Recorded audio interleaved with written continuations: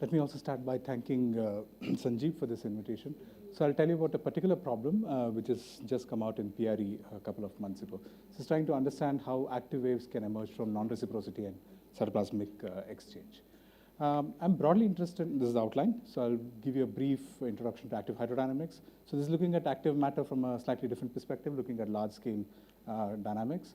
I'll talk about active mechanochemical patterns and show you that, naively you would think that such wavy patterns cannot exist in a single species, but as a surprise, I'll show you that. I'll prove to you using Galerk analysis and of course with numerics, show you that those things don't depend on the geometry and tell you the physical basis for why such waves come up. I'm broadly interested in problems of morphogenesis. This is the thing that fascinates me a lot. I'm trying to understand how shapes, form, structure, function come up in living systems. And the way I pose these problems is trying to look at minimalistic physical models that couple geometry, active mechanics, and information, essentially biochemical signaling, and so on and so forth. One structure that is super important in these large-scale morphogenetic features that you see here is what's called the actomyosin cortex, basically the cytoskeleton of the cell. So the cytoskeleton is a structure which is very gooey, very messy.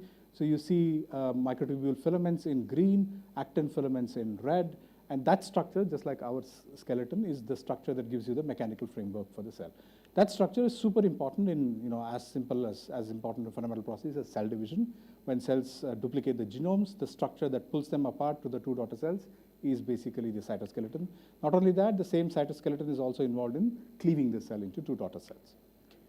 Now, that structure is something which is clearly out of equilibrium because it's whatever the food, the lunch we had, the metabolism is the thing that eventually gets converted to energy, and that energy is what makes the system active, drives it out of equilibrium. So the way you think about active hydrodynamics is basically a formalism to couple mechanical quantities, statistical mechanical quantities like deformations, flows, orientations, with chemistry, which violates detailed balance.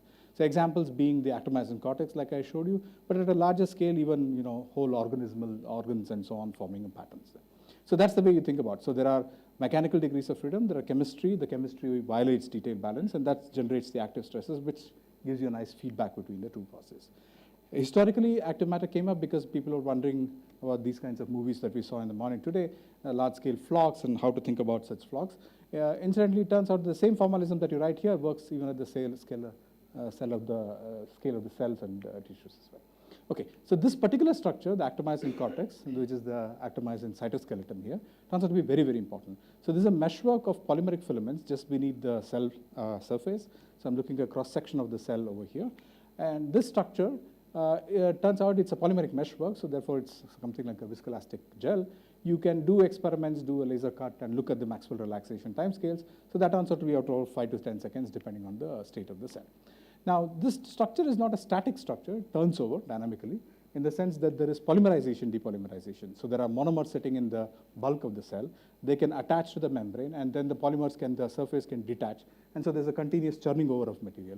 So which means on time scales which are longer than the Maxwell relaxation time scale or the turnover time scale, this structure will flow like a fluid. Okay? So if you look at the cross-section of the cell at any structure, you see a meshwork of actin filaments in green, and the more important things that make the system out of equilibrium are the myosin motors. So the myosin motors are filaments or proteins that tug onto actin filaments. They consume ATP, which is the end product of metabolism in most eukaryotic cells, and that's the basic reason why these systems are driven out of equilibrium. So here's the structure again. So there's a plasma membrane, just to remind you. Beneath the plasma membrane is the actomyosin meshwork. There are lots of other proteins also sitting there, which the cell uses to communicate with other cells, and so on and so forth. So this structure has been implied very significantly in all kinds of deformations at the cellular and even at the morphogenetic level. Basically, the forces that are generated in this structure are what causes cells to move, divide, tissues to deform, and so on and so forth. Okay, so how do you describe the physics of such systems? Of course, at a very microscopic level, you can look at individual units and write down detailed dynamics, but that doesn't teach as much. So what one appeals to is the classic paradigm that we all think about in condensed matter physics, which is like a hydrodynamic description. So why it tries to write down coarse-grained descriptions, which are valid at large length and time scales compared to the molecular scales. And so one looks at hydrodynamic variables like the density field, the polarity order parameter, the momentum density, or the density, the concentrations of other species which are embedded here. You assume local thermodynamic equilibrium, write down linear response, Onsager relations, and if you're not at equilibrium, which is true in this case, you don't satisfy time reversal symmetry, and so that therefore this gives you a system of equations which are hopefully valid to describe these processes. This structure is also very thin because the thickness is roughly about half a micron, whereas the scale of the cell is several tenths of microns. So on those scales, this is basically a thin film. So you can just integrate over the thickness and get an effective equation in 2 dimensions, which is the active polar thin film picture. Okay. Now, how do you write down develop equations for this? Now, first of all, remember there's the density field, the material density field. And because this system is something that turns over rapidly, you write down the conservation law for the density, you need to include the turnover, which is basically a rate telling you how fast the density gets exchanged with the cytoplasm. So therefore, you see that the continuity equation gets modified by the addition of a linear turnover reaction rate. Now, once you have this, you want to write down some stresses in the material. And you assume that, let's say, the fluid stress is something which is proportional to the gradients of the velocities, appropriately symmetrized. And there'll be the active stresses, which I'll come to in a moment. And you can neglect pressure, because if you write down any kind of a pressure, remember this is a compressible fluid in 2 dimensions, because stuff can leave in the third dimension. So you can show that you can basically forget the 2-dimensional pressure, because it just changes the bulk viscosity. Okay, so with that, people have written down plenty of models for active hydrodynamics of polar. Say it again. Oops, sorry. Yeah. Correct. So this is the term which is telling you, look, the density, this is the surface density. And the surface density is not constant because it exchanges material with the 3D bulk. So there's a linear turning over, right? And this is some fixed density that is set by the polymerization rate, depolymerization rate balance. All right. So, yeah. Rho is the surface density. Rho is the surface density, number of molecules per micrometer square on the surface of the cell. Okay. Rho 0 is some set point which the cell controls by that. So how do you write down such equations? Typically, for living systems, the Reynolds number is very, very small. So therefore, you can basically forget inertial dynamics and write down just force and torque balance. So you would write down the stress tensor, and you would say the divergence of the stress is balanced by whatever the external forces that are there on the system. Now, how do you write down constitutive relations for the stress? Well, remember I told you this is a viscoelastic material. So you write down some simple Maxwell-Jeffrey viscoelasticity, where you say that there is the stress tensor, could be some odd orientational degrees of freedom coming from the polarity, and the hydrodynamic stresses. So those 2 things will tell you how the stress tensor evolves. The autoparameter itself is standard classical liquid crystal elasticity that comes out there. And on top of that, you can have chemical species which are embedded there, many chemical species. And finally, this is all still equilibrium, but now you want to make the system out of equilibrium, and the simplest way to make them out of equilibrium is to say that in addition to the hydrodynamic and orientational stresses, there are also the active stresses, which can have an isotropic part and an anisotropic part. And finally, if you include that, you need to put in a bunch of terms which don't satisfy time reversal symmetry. Like all of you, I also get confused with this. This is too quite complicated, right? So it's very hard to understand much. So what I do is, I'll assume that in the plane of the surface, on the surface of the cell, I'll assume there's isotropy, so which means I'll forget all orientation degrees of freedom. I assume that the viscoelastic time scale is very, very small, so which means I can basically ditch all these terms and consider it to be a fluid. Okay. So that's useful because now that sort of simplifies my calculation a lot. There's force balance, there's the hydrodynamic stresses, there's the active stresses, in-plane isotropic active stresses, and any embedded chemical species sitting on the surface of the cell. Now you take this constitutive relation, plug it into the force balance equation, that gives you an equation for the velocity. So where I've assumed that the external force on the membrane, on the surface, is basically something that comes from the cytoplasm. To lowest order, that can be approximated as a frictional drag force minus gamma. So therefore, I have a system of closed equations. So there are some concentration fields, Ni, which advect with the flow, with diffuse, and maybe there are some chemical reactions. These Nis, maybe a few of them are special, say one of them, and the gradients of that generates the source for the flow field. Well, the flow field will go back and advect the Ni. Nis are like the chemical concentrations of species. Rho is the material density. I've assumed the material density is fixed, but then the chemical concentrations can go back. Sorry, just understand,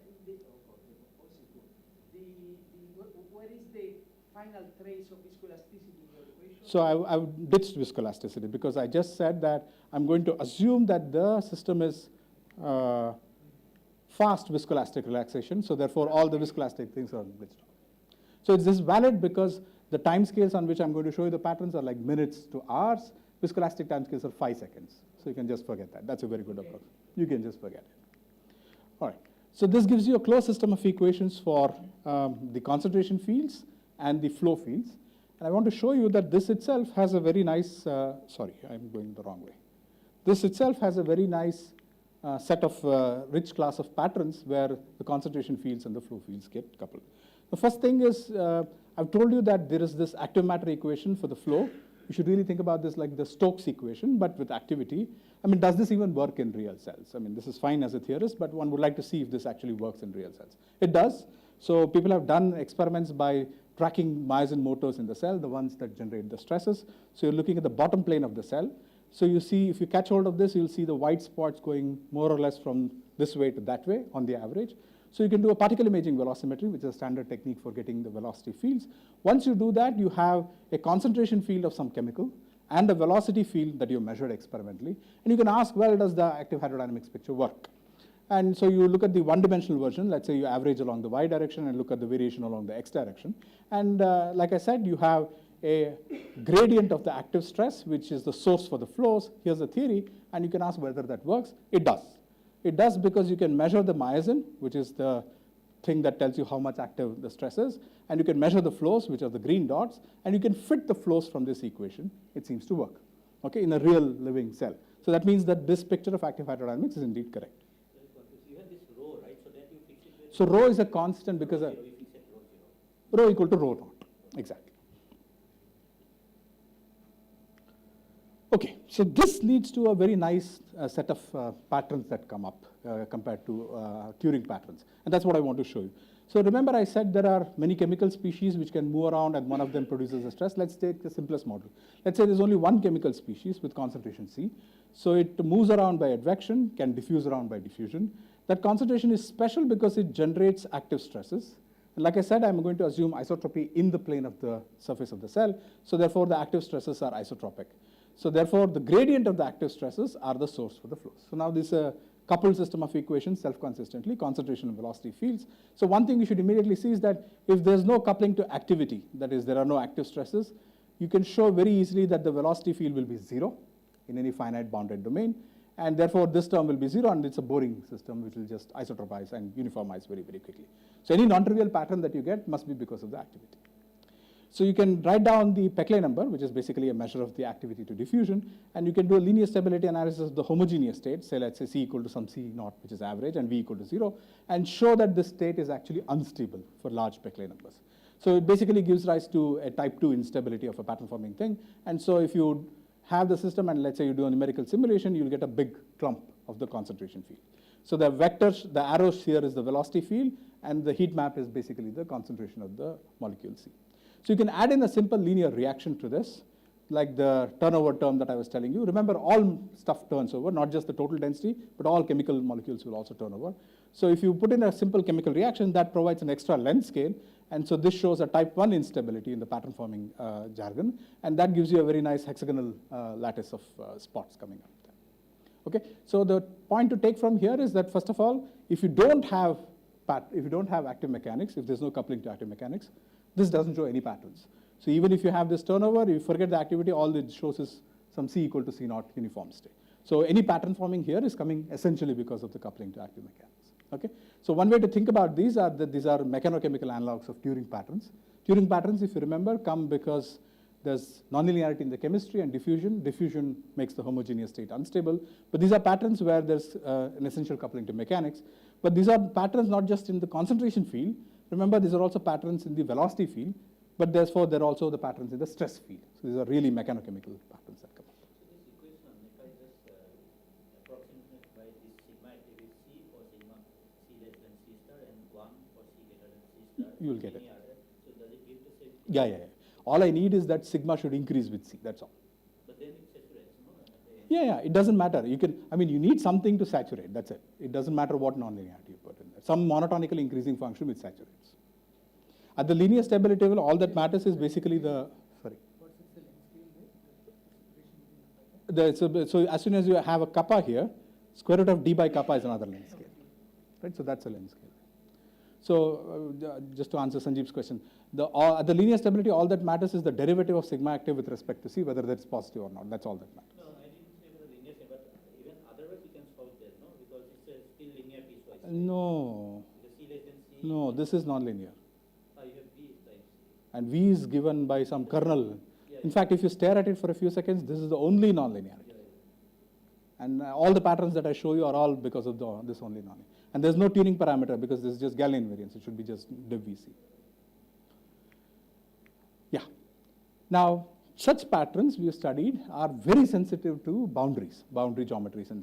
So for instance, if suppose I take such patterns and put them in a boundary and put some no flux conditions and zero velocity boundary conditions, this is not unrealistic because I can take cells, I can pattern them on micro pattern substrates, and these days, I can do 3D printing and create whatever boundary shape I want. So I'd like to understand how such boundary shape affects the patterns. We showed recently that the kind of patterns that comes up even in a circular domain are actually very non-trivial. I mean, you can do a Galerkin prediction from analytical calculations, and that pans out with the numerics. This we can do for a nice circular disk. Other shapes we can do numerics. The patterns do seem to sense whether you're at high curvature, low curvature, and so on. So this is a real experimental situation where you have similar actin patterns, and the patterns seem to sense curvature depending on the strength of the activity. All right. Now you can take such patterns and ask, I want to look at realistic geometries as well. And the simplest realistic geometry we can think about is a sphere. Let's say these are patterns of the concentration field C on the surface of the cell. So far I forgot completely the cytoplasm, the inside of the cell. And let's say I look at the cytoplasm, and to a simplest approximation, I assume that the cytoplasm is a boring viscous fluid, no activity, passive viscous fluid. And the velocity boundary condition for the viscous fluid is given by the surface velocity. And I compute the passive stresses on the surface, passive stresses in the bulk, and the passive stress in the bulk evaluated at the surface gives me the traction force. So rather than the gamma V, I can do this full approximation. And once you do that, you can show that the only thing that matters here is a length scale, which is the ratio of surface shear viscosity, the red material, to the cytoplasmic shear viscosity, and the comparison of that length scale with the radius of the sphere. And if you actually look at the way the linear stability pans out, if that length scale is much larger than the radius of the sphere, then you essentially get a L equal to 1 instability, the LM of the spherical harmonics LM. And if you have the other way around, whether the length scale is much smaller than the radius of the sphere, you get a L equal to 2 instability. So in terms of patterns, this really means the following way. So if you have a L equal to 1 instability, you get a spot of the concentration. It's almost like a cell polarity pattern. One direction is different from the other. On the other hand, if you have a L equal to 2 instability, that's actually a ring-like pattern. It's almost like a cell division pattern that comes up there. So just by simple mechanics coupled to chemistry, you can actually reproduce things which look well. And not just that, I mean, I won't go through this. We've actually worked and shown that this kind of a system of reaction diffusion advection equations coupled to mechanics can actually explain real biological data, in the sense that you can measure certain cell polarity patterns, write down equations for them, systematically eliminate parameters piece by piece, and then compare with the actual experimental data, and it seems to work out. So therefore, we have very good belief that these kinds of systems and models work. All right. However, the kind of patterns that I've been showing you are all stationary. They eventually go and reach some stationary stable point. However, if you actually look at atomization patterns in the cells, they're very pulsatile. So this is apparently seen across many systems, not just in single cells, but also in large-scale tissues. This is a Drosophila embryo. If you look at these spots, they not just move around, but they also pulsate around a lot. So why are they pulsatile? I mean, one way to think about why they are pulsatile is, you basically forgot viscoelasticity. That's natural to assume. But it turns out for the kind of systems that we are looking at, these are pulsatility, and the period for the pulsatility is much, much larger compared to the viscoelastic timescale. So therefore, it really can't be the viscoelasticity. Maybe there are other things. For example, we forgot orientation degrees of freedom. Maybe if you put in them and then look at the coupling to chemistry, maybe that will give us that. But perhaps maybe something else. I mean, maybe there's some non-trivial chemistry sitting in the reactions. All that is possible, right? So here's a nice paper that summarizes all these stories, that you could have things which are excitability in the chemistry or the orientation degrees of freedom and so on and so forth. But none of them capture the kind of picture that we are looking at, isotropic, in plane, and long time fluid-like picture. So it raises the question, can you even have waves when you have isotropic active stress in the plane of the cell and in the fluid limit? Now, we did show waves a couple of years ago, no more than a decade ago, where you sort of invoke that in addition to one species which sort of enhances the active stresses, we have another species which reduces the active stresses. So if you have an activator of active stress and an inhibitor of active stress, we showed that if the activator of the active stress diffuses faster compared to the inhibitor of active stress, or let's say you don't have differential diffusivity but differential turnover rate, and the activator of the active stress turns over faster, you can actually get pulsatory patterns at the linear stability level. So this is kind of like a Turing-like pattern, but for active pulsatory patterns. But then you need two species to do this job. And so it's sort of, I mean, all our biology colleagues sort of blasted me saying there is no such molecule which downregulates the active stress. So it's always something which upregulates the active stress. So we are left with that. We don't know what to do. Okay. So here's the full story that I wanted. So can you have active waves in a single species model? And the answer would typically be no. Why? Let's say you have a one species model. And so I have advection, diffusion, turnover. The concentration field generates active stresses. Gradients of those stresses are the source for the flows. And so I just non-dimensionalize things by the system size, blah, blah, blah. So these are the basic numbers that come up. There's the Peclet, there's the non-dimensional turnover rate, some measure of viscosity, and some measure of the saturation constant for the saturation of the active stresses. Okay, so if I look at the non-dimensional version, these are the basic equations. I'll just keep referring to these equations for the rest of the talk.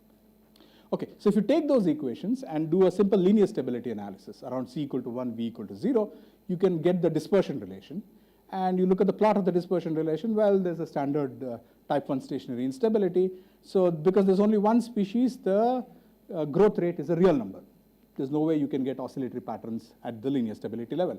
And in fact, the phase diagram that you get from the linear stability just says there's a homogeneous state which is stable, there's a homogeneous state which is unstable, and the kind of instability that you get is a stationary instability. So there's no waves possible in this system at all.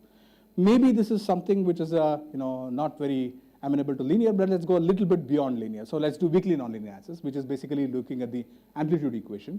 So if you look at the amplitude equation near the transition point, you can show that the amplitude of the fastest growing mode is basically the real Ginzburg-Landau equation. And so therefore, the coefficients are also such that they actually only lead to a stationary instability. So both linear and weakly nonlinear analysis of the homogeneous states predicts that there is a non-oscillatory instability, and that's in fact suppressed by the turnover rate R. So no waves, right? Okay. So this we saw several years ago. When we do numerics, we started seeing waves. So I mean, the first thing is the numerics is wrong, possibly right. But then you change the code, you rewrite the code in a different language. Maybe you change the student as well, but still the waves survive. Then there is something bothering. I mean, then there is something which is really true there. It doesn't seem to bother you with the fact whether you have periodic boundary conditions or even no flux boundary conditions. It seems to be waves. So here you don't get traveling waves, but you get sloshing waves going back and forth. So why are there waves? So here's something which is really nice. So if you take the system of equations and you define the system averaged concentration field, so basically the integral of the concentration field, the zero wave number mode, you can show that that just exponentially decays to 0 at long time. So therefore, I mean, this oscillation, whatever waves you're seeing, is not because there are instabilities for the bulk degrees of freedom. So therefore, any time-dependent patterns must be because there's some nonlinear coupling between the spatially inhomogeneous modes of the concentration. I'd like to understand what are those kinds of interactions. So on periodic domains, you can of course do a Fourier expansion and then ask what are the equations for the amplitudes and the phases, and then therefore can you explain these kinds of patterns? Okay, so that's the Galerkin analysis that I want to show you analytically. So we take these equations, do a Fourier expansion on periodic domains, and then you obviously have an infinite number of terms. So the Galerkin truncation says that I'm going to truncate this. I'm only going to retain a few number of degrees of freedom. And at n equal to 2, I can plug this, and then a bit of algebra. I can work out the equations for the amplitudes ρ1 and ρ2 and the phase difference phi. Okay? So I get some equations, a closed system of equations. All these coefficients a, b, 2, and we can work out. I mean, all those things are workable. Basically depends on the geometry of the domain. So what we did here was to go from a system of partial differential equations for the concentration velocity to a system of coupled ordinary differential equations for the phases and the amplitudes. So, but now once I have this, I can start asking what are the kinds of patterns, right? So a system of ODEs, easy to do the analysis. First of all, the homogeneous state is where the amplitudes are 0 and the phases are arbitrary. It doesn't matter. The stationary patterns are where the amplitudes are non-zero, but the phases are either 0 or pi. Surprise, surprise, this system also predicted that you can have states where the amplitudes are non-zero, but the phase lies somewhere between 0 and pi, okay? With the phase rate of change of the phase equal to some constant value.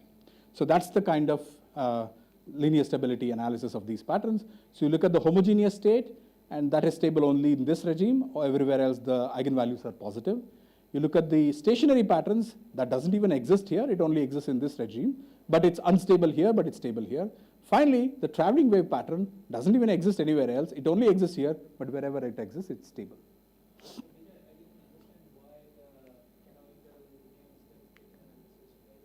Yeah, because this is a secondary bifurcation. This is not a primary bifurcation of the homogeneous state. So you have multiple states, right? So you're doing a linear stability analysis of the homogeneous state. That only predicts a linear stability analysis, which goes into a stationary state. But whether that stationary state is stable or not, you have to do a linear stability analysis of the stationary state. That you can't do analytically, because that's a inhomogeneous state. So if you would have done that, then it would have predicted. Sure, but it's almost impossible to do. You can do numerics for that. So this is a way to probe the highly nonlinear regime while retaining a few modes in the problem. Okay, so that's the prediction from the Galerkin model. So the Galerkin model predicts that there's going to be a homogeneous state, there's the stationary patterns, and there are traveling waves. And this is from the full numerics of the PD. Okay, so not just qualitatively, we are almost there even quantitatively in terms of the numbers for the Peclet and the turnover rate that come up there. At the linear stability of the homogeneous state, both models agree very, very well. Of course, there everything is analytically extractable. But beyond that, there's no way that the analytical model, the linear stability works out. But from the numerics, you also find, there are more complicated phases. I'll come back to this in a minute. We can also show analytically that if you have zero turnover, the turnover rate R is 0, R is the one that appears here, waves are not possible. This is one solution that we can do analytically and show that. There's one more thing. The Galerkin at this order does not predict higher order bifurcations. From the numerics, we find that there are homogeneous, stationary, traveling, but there are also more complex oscillatory states. I'll show you a movie of this in a minute. But then the Galerkin at this level only says that there's a traveling wave state. Beyond that, we don't know. One more thing which is really troubling. As I said, we can show analytically that waves are not possible at zero turnover. And this is indeed true in the numerics. As you go to zero turnover, this boundary becomes almost parallel to the y-axis. But the Galerkin predicts that there is a finite Peclet at which r equal to 0, you get traveling waves. This is an artifact of the Galerkin truncation. So what we have done is to, let's say you do a 3-mode truncation, and the point where this intersects goes up.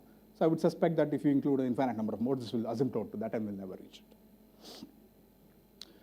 Okay, so this is what I showed you. So this is the traveling wave phase. But then in the full PD, you also have the oscillatory waves. This is all still periodic boundary condition. This is much more complicated. So if you watch the movie, there's on average a drift to that way. But there's also a complicated oscillatory dynamics. This is a higher order bifurcation of the patterns.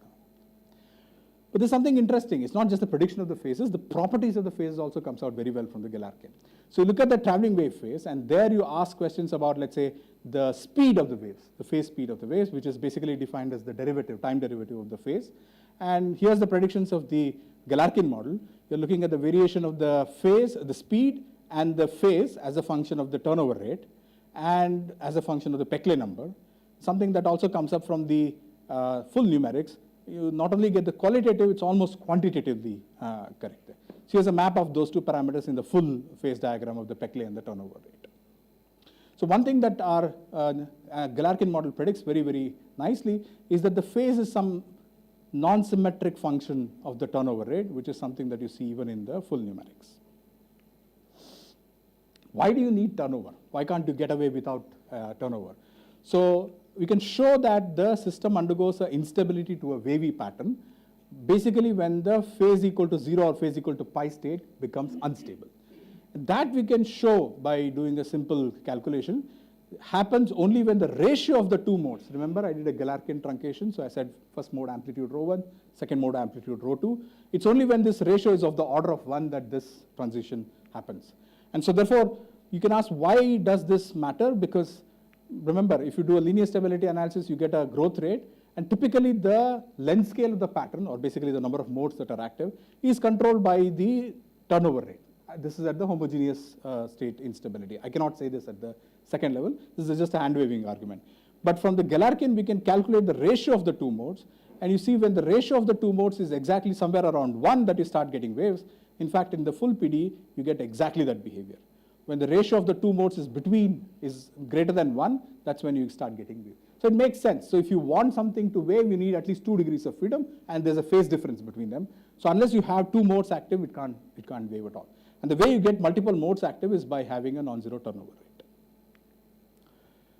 Remember, in this state, the traveling waves exist.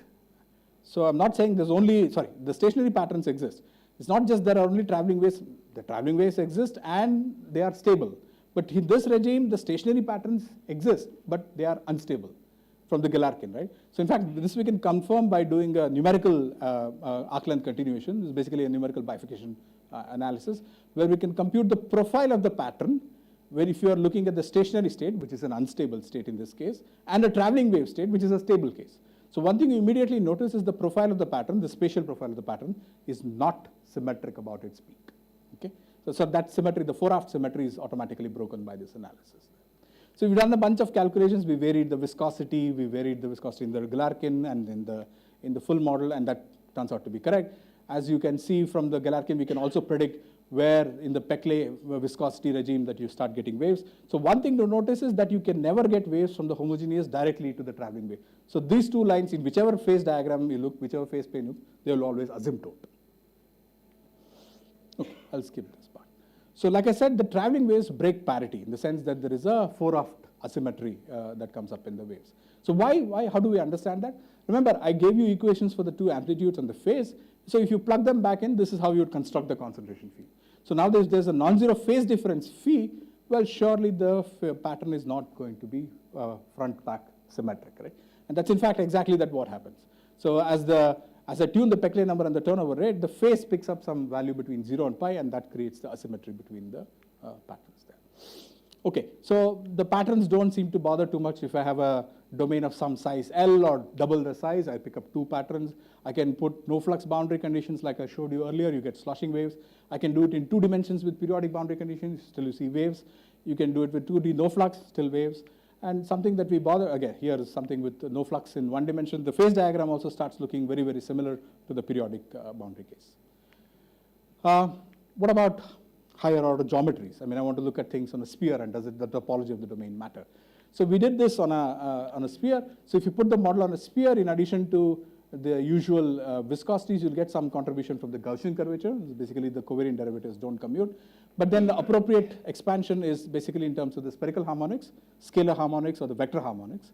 To our surprise, it turned out we got exactly the same equations for the amplitudes and the phases as in 1D, exactly the same, except that the coefficients are different.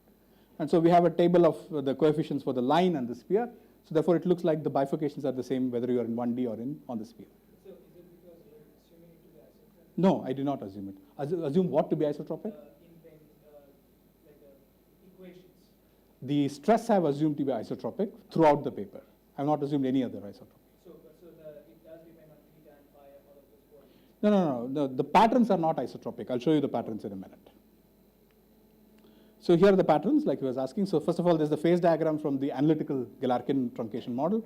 Again, up to the same caveats that we have, it matches very well with the numerics. These are snapshots of the waves. I'll show you the movies in a minute. Again, this is an artifact, and the 2-mode truncation, as before, cannot predict higher order bifurcations there. So here are the waves. So this is on the sphere. So you see this black spot is where I'm showing you the pattern. The pattern is not isotropic. This is on a log scale. So you clearly see, again, there is a front-back asymmetry along the direction of propagation of the wave. This is the same 4-aft symmetry breaking on the surface of the sphere. But you also get more complicated patterns. You get patterns which are like, stationary 2-spot patterns coming up at higher Peclet. And you also get things which are oscillatory, more oscillatory complex patterns. These are things that, Galerkin can never predict with 2-mode truncation. Perhaps, but much, much larger number of modes, you can predict those things. But what's the physics? Why do you get these waves? Do I have another 5 minutes? Okay, great. So one thing I've shown you is that there are these waves which are breaking parity, front-back asymmetry. And so somehow this is related to the non-reciprocity. So the point to remember is that the waves that I'm showing you do not come from a Hopf bifurcation of the homogeneous state, clearly, right? Because I showed you the linear stability answers of the homogeneous state, and that's just a real number. So whatever is coming is because of the nonlinear interactions between the inhomogeneous modes, and that sort of is somehow generating a non-zero intermode phase difference, and that's what giving you the non-centrosymmetric pattern that travels with a constant speed. So somehow these things have been explored in the context of non-reciprocal phase transitions. In fact, way, way earlier when the world was something else, people talked about the instabilities of one-dimensional cellular patterns, and this paper actually shows that if you have a periodic pattern and you put in any kind of antisymmetric perturbation to this, you can show the normal form, basically the Landau-Ginzburg equation, turns out to be something which can lead to a parity breaking perturbation. Is accompanied by, if you put a parity breaking perturbation, you get a traveling wave pattern. So these are essentially the basis for non-reciprocal interactions. And in fact, in our model, we can identify the exact terms that are non-reciprocal. And because of these terms, you actually get traveling waves. So there are possible connections. People are seeing more and more wavy-like patterns in actomyosin systems, in several reconstituted systems, or in live cells. We're exploring possibilities that this might be a simple way to actually get such patterns. So I'll summarize that. So we looked at a single species, active species model, and shown that in the isotropic fluid film limit, if you have moderate values of the turnover, you can get traveling waves. Doesn't seem to bother about whether you have periodic or no flux domains, or 1D or 2D, or on the sphere. And by looking at a low-dimensional amplitude phase model, we showed that the nonlinear waves come from a secondary bifurcation, which is a parity-breaking bifurcation. And this comes really from the non-reciprocal interactions between the different spatial modes. So you can control them by turning around the turnover rate. So this is surprising because naively you would expect the turnover rate to be something which is stabilizing, but this actually turns out to be true only at the onset of the stationary patterns. Far in the nonlinear regime, this is actually something which can promote the formation of patterns. What we've shown is possibly a generic route to get non-reciprocity driven pulsatory patterns. And this is ongoing work. We've shown that if you include the cytoplasmic flows, or you put some constraints for the total amount on the surface plus the bulk, none of these things seem to matter. They change the phase diagram a little bit, but nothing much more than that. So I'll stop there, and I'll thank the people and my group and my collaborators and the people who fund me. Thank you. Thank you. Floor is open for questions.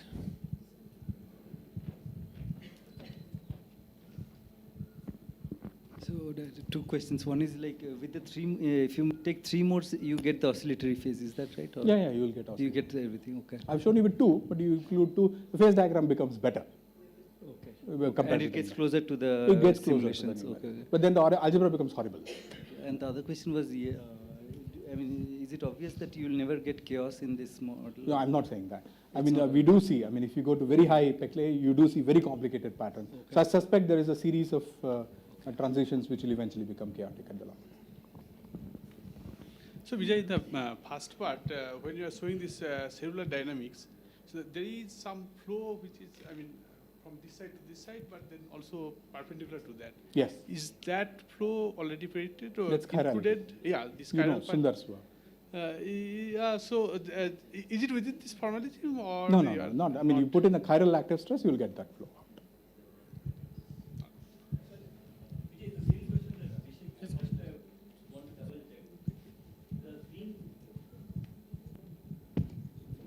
Sorry, I had the same question as Abhishek. I think the green patch, which is your oscillatory thing. Yeah.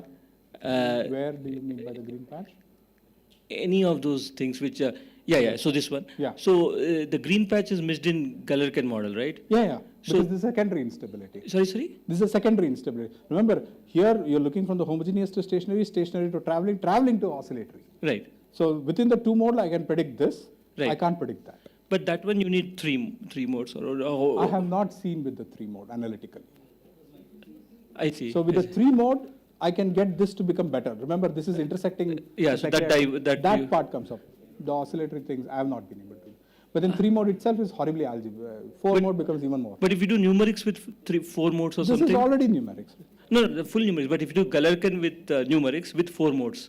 Oh, you mean the ODE models for numerics for the? Yeah, I just want to know to recover the green patch.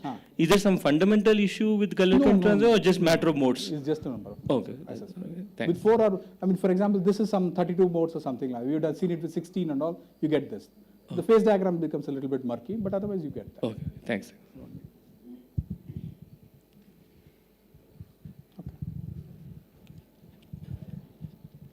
Any other questions? So you don't have any orientational order at all on the surface? No. You have tried that with already, or? No. I mean, I'm saying you can get waves even without orientation. With orientation, of course, you'll get waves. It's not surprising at all. The linear stability itself. Correct. Yeah. Because, I mean, you have more degrees of freedom. Yeah. So the linear stability matrix becomes a matrix now rather than being so it's not surprising you get off bifurcations there. So the surprise here is that the linear stability predicts no off bifurcation, no waves, but the nonlinearity actually gives waves, and that we can show analytically that it's indeed true. No, but in the real system, there's always orientation. Sure. But then again, it's a question of the time scales. There are time scales for relaxation and orientation order. These waves seem to be on minutes to hours time scales. Okay. Orientation order relaxes within 10 to 15 Much seconds. faster, you see. Okay, if there are no other questions, let's thank Vijay again and we break for coffee. We assemble back at 4:30, right? Yeah.